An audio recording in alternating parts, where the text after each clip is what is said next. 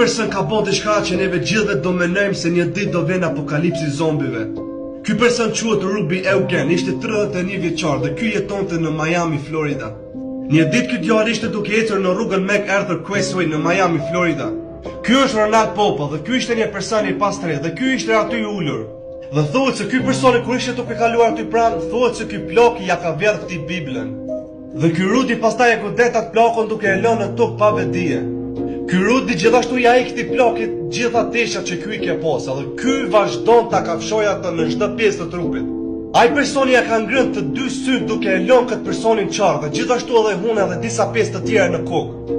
Për fat të mirë Ronald Popa shpëtoi, mirë po ai thaj se nuk ka pas diçka më të tmerrshme në jetën e kësaj se sa kjo.